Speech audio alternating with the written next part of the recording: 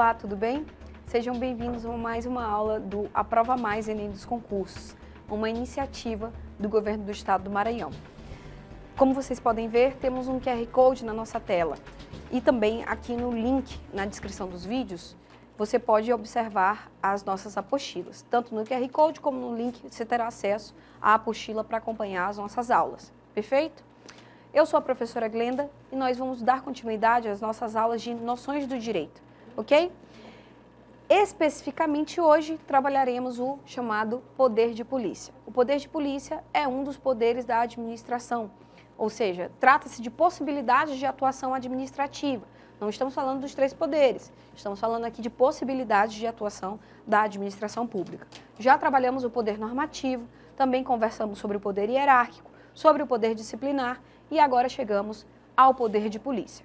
O poder de polícia se diferencia do poder hierárquico, do poder disciplinar, do poder normativo, porque aqui no poder de polícia nós temos uma atuação da administração pública voltada também aos particulares. Ou seja, é uma atuação da administração pública que pode sim aplicar, por exemplo, penalidades, sanções aos particulares, perfeito? Não estamos tratando de direito penal, não estamos tratando de sanções penais, mas sim de sanções administrativas aplicadas pela administração pública aos particulares, ok? Também é importante dizer que não se tratam apenas de sanções, há também regulações realizadas pela administração pública através do poder normativo que são aplicadas pelo poder disciplinar, como, por exemplo, a obtenção de licenças. Mas nós vamos observar isso com mais cuidado durante a aula, ok? Prerrogativa do Estado de restringir, limitar a atuação do particular em razão do interesse público, ou seja, essa restrição, essa limitação da atuação do particular, ela não é feita de qualquer maneira. Não pode uma autoridade competente, um administrador público, chegar a qualquer tempo e restringir a atuação do particular de acordo com a sua manifestação da vontade. Ou seja, ele segue o parâmetro descrito por lei para atuar aqui no poder de polícia. Ele jamais pode seguir de acordo com a manifestação da sua vontade para restringir a conduta de um particular. Uma autoridade não pode fazê-lo e não tem, portanto, esse poder excessivo que viola ali uma competência que não é sua para restringir a atuação do particular, perfeito? Tal poder decorre da supremacia da administração pública, aplicando-se aos particulares sem essa necessidade de um vínculo especial.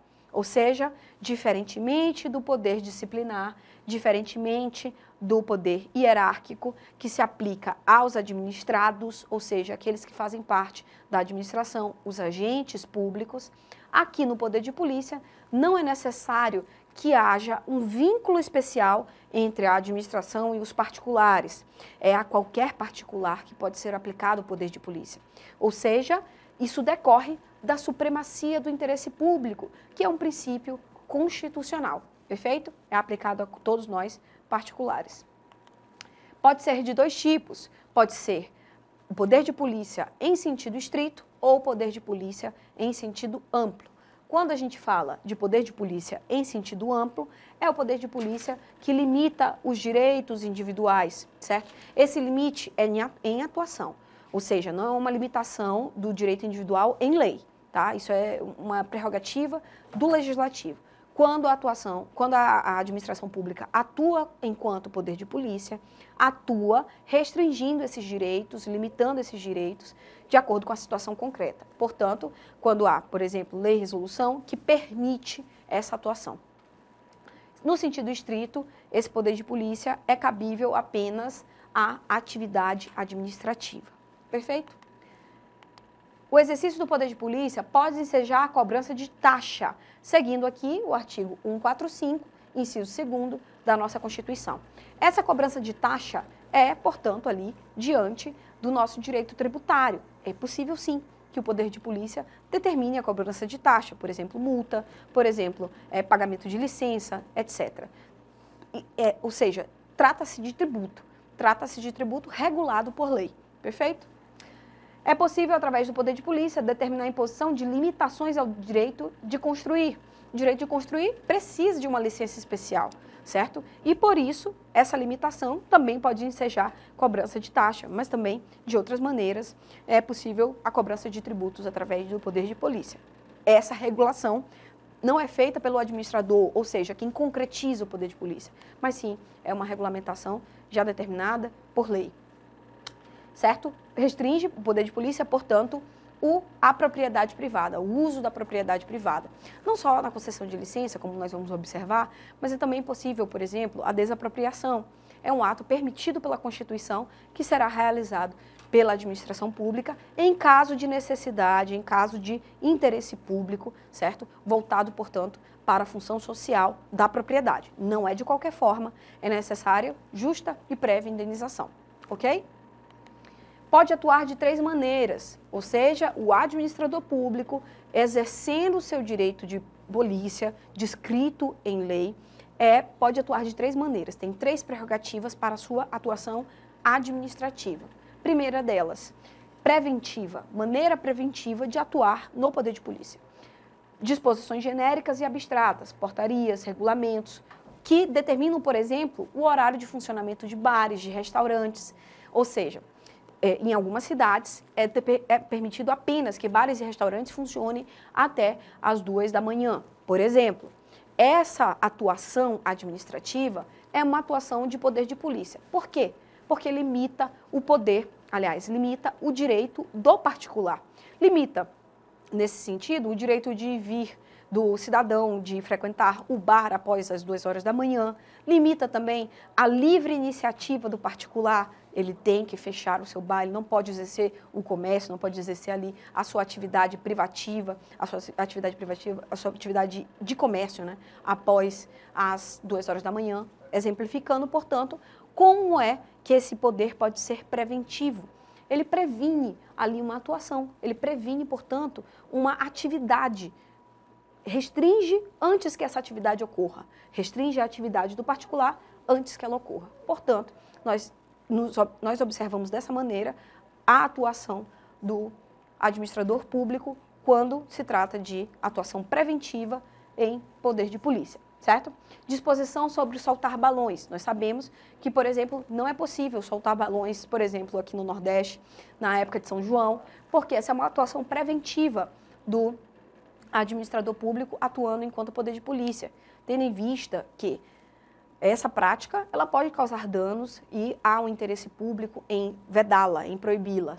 Em regra, o administrador público ele pode fazê-lo, mesmo que a nossa Constituição diga que os particulares são livres, ninguém pode ser obrigado a fazer ou deixar de fazer algo, senão em virtude de lei, certo? Essa é a liberdade do particular. No entanto, atividades que firam ali o interesse público podem sim ser vedadas pela administração, perfeito? Atividade de poder de polícia repressiva são atos específicos vinculados à lei. Dissolver, por exemplo, tumultos públicos, certo? Essa atividade é de repressão. Não estamos confundindo aqui com a atividade de polícia, nesse caso, judiciária. A gente vai observar daqui a pouco, ou seja, por exemplo, os policiais militares atuam nessa polícia que é corporativa, tá? Não estamos falando dessa polícia, estamos falando aqui do poder de polícia da administração pública. Por exemplo, de dissolver um tumulto que esteja se formando fora daquilo que a gente chama de direito de reunião. É uma restrição do direito de reunião dos particulares. Lembremos que o direito de reunião pode ser exercido a qualquer tempo, de maneira temporária, para fins pacíficos, para fins lícitos, certo?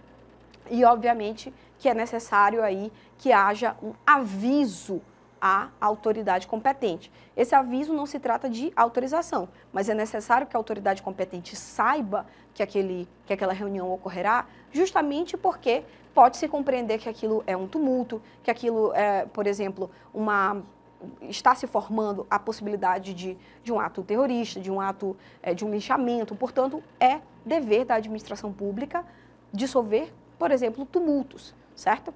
Além disso, é possível retirar de calçadas trailers não autorizados. Isso também é um exercício de poder de polícia, certo? Ou seja, a administração, através de seus agentes, pode determinar que uma calçada fique livre, por exemplo, de trailers que não foram autorizados, banquinhas que não foram autorizadas, camelôs que não foram autorizados, certo? É necessário que haja uma autorização, nesse caso, da administração pública. Isso restringe direito, isso restringe direito de particular, limita o direito de particular e, por isso, pode ser feito através do poder de polícia pela administração pública, tudo bem? É a atuação repressiva do poder de polícia, certo? Não é preventiva, já aconteceu. Está acontecendo um tumulto, está acontecendo barraquinhas na calçada, está acontecendo, portanto, ali atos do particular que ferem interesse público e, portanto, podem ter uma atuação repressiva da administração pública em seu poder de polícia. Por último, nós temos a atuação fiscalizadora, ou seja, a atuação fiscalizadora do poder de polícia não é nem repressiva nem preventiva. Ela se prende, ela se determina à prevenção e prevenção de eventuais lesões. Ou seja, quando a administração pública atua em poder de polícia fiscalizador, não houve ainda lesão, mas é provável que haja. Se não houver a função fiscalizadora, é provável que haja. Por exemplo, quando há vistoria de veículos, ou seja, é preventiva, mas é fiscalizadora. É necessário que, após essa vistoria, por exemplo, um carro, um veículo, esteja absolutamente kit com os critérios estabelecidos pela administração. Por exemplo, um carro não pode andar por aí com um limite maior de blackout nos vidros, ou seja, é necessário que se atenda a esse limite, senão ele não passará nessa fiscalização regulamentada pela administração pública. Portanto, a atuação fiscalizadora, ela previne uma lesão, ela previne que ocorra uma lesão ao interesse público advinda da atuação do particular, perfeito? Bom, é preciso que a gente faça essa distinção entre o que é polícia administrativa, que é justamente do que nós estamos falando, esse poder de polícia administrativa, e o que é essa polícia corporação, certo? Que é totalmente distinta. A polícia administrativa é uma função, é uma possibilidade da administração pública, é o chamado poder de polícia, certo? A polícia administrativa incide sobre os bens, como, por exemplo, o uso da propriedade. Quando a gente fala que a administração pública pode requisitar o uso da propriedade, é a polícia administrativa que está agindo ali, certo? É a polícia administrativa que está incidindo sobre os bens ou incidindo sobre os direitos. Polícia administrativa incide sobre bens e direitos, polícia corporação incide sobre as pessoas, certo? Ou seja, com o uso da propriedade incide sobre os bens e sobre os direitos, por exemplo, exercício de liberdades. Você pode se reunir a qualquer tempo, pode se reunir com fins pacíficos, pode se reunir temporariamente, mas é necessário avisar a administração pública. Não é pedir autorização, mas avisar, justamente para que a administração pública possa organizar da melhor maneira os direitos dos particulares e também aquela reunião não possa frustrar uma outra reunião marcada para o mesmo local e para o mesmo período, certo? Para o mesmo horário. Então, portanto, é uma questão de organização, certo? Ou seja, essa liberdade pode ser atingida pelo poder de polícia, bem como um direito, né, bem como um bem pode ser atingido também, como é o caso da propriedade, ou mesmo ali no poder fiscalizatório, a apreensão de um veículo, certo? A polícia judiciária, no entanto, incide sobre as pessoas, como a gente tinha conversado. A polícia judiciária é a mesma polícia corporação, como é o caso, por exemplo, da polícia militar. Ela vai incidir de maneira ostensiva ou de maneira investigativa sobre as pessoas. Ou seja, as condutas dos particulares serão apuradas diante desta polícia, que é uma polícia judiciária, que é uma polícia corporação. Não estamos falando aqui da polícia administrativa. A polícia administrativa não age de maneira investigativa, certo? Aqui nós temos a supremacia do interesse público. Na polícia administrativa, o que nos guia é a supremacia do interesse público. Na polícia corporação, o que guia a polícia corporação são as normas penais, perfeito? As infrações penais é que causam essa incidência da polícia judiciária, da polícia corporação sobre as pessoas, certo? Fazendo um breve resumo. De um lado, nós temos a polícia administrativa, justamente essa atuação da administração pública com o poder de polícia. O poder de polícia atua sobre bens e atua sobre direitos. tendo em vista, levando em consideração a supremacia do interesse público.